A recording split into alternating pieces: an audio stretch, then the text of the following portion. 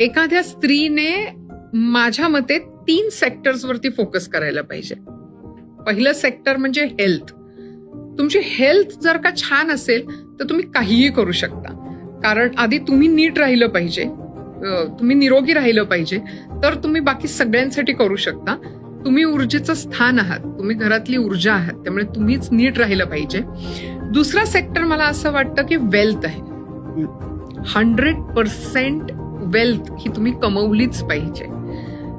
आणि जर का वेल्थ कमवण्यासाठी तुमचे इंटेन्शन चांगले असतील तर यापेक्षा पवित्र गोष्ट काय असू शकते. म्हणजे मोठे मोठे देवस्थानं बघा किती श्रीमंत आहेत, जे देवालाही वेल्थ आवडते असतं.